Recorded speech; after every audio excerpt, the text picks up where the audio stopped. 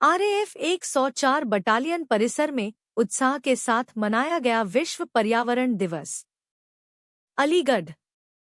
विश्व पर्यावरण दिवस के अवसर पर रामघाट रोड स्थित आरएएफ 104 बटालियन परिसर में वृक्षारोपण कार्यक्रम का आयोजन किया गया।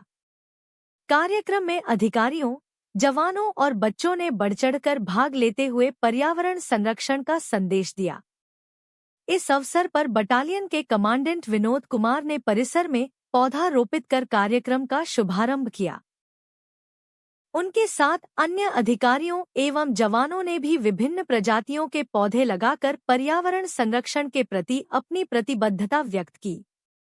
कार्यक्रम में शामिल नन्हे मुन्ने बच्चों ने भी उत्साहपूर्वक वृक्षारोपण किया और स्वच्छ एवं स्वस्थ भारत के निर्माण में अपनी सहभागिता का संकल्प लिया। सभी प्रतिभागियों ने पौधों की नियमित देखभाल करने तथा उन्हें वृक्ष के रूप में विकसित करने का प्रण लिया। कमांडेंट ने कहा कि पर्यावरण संरक्षण केवल एक दिन का अभियान नहीं, बल्कि निरंतर चलने वाली जिम्मेदारी है। उन्होंने सभी को अधिक से अधिक वृक्ष लगाने और प्राकृतिक संसाधनों के संरक्षण के लिए जागरूक रहने का संदेश दिया। विश्व पर्यावरण दिवस के अवसर पर आयोजित इस कार्यक्रम ने पर्यावरण संरक्षण के प्रति जागरूकता बढ़ाने के साथ साथ समाज को हरित एवं स्वच्छ भविष्य की दिशा में प्रेरित किया।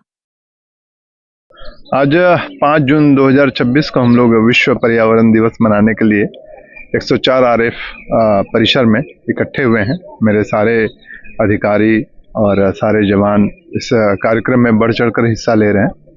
मैं पहले विश्व पर्यावरण दिवस की कुछ बहुत संक्षिप्त में इतिहास की जानकारी देना चाहूँगा।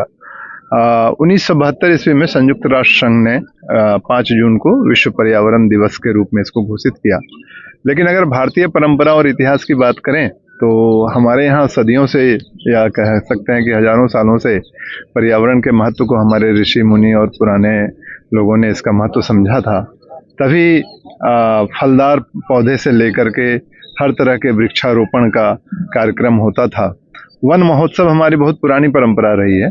और अगर आधुनिक भारत की बात करें तो 1970 ईस्वी में ही हमारे यहाँ उत्तराखंड में उस समय में चिपको आंदोलन की शुरुआत हुई थी, जिसमें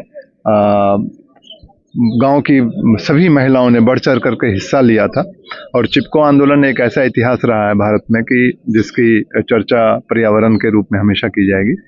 और सीआरपीएफ भारत देश का एक सबसे बड़ा अर्धसैनिक बल है और केवल भारत ही नहीं बल्कि एशिया में।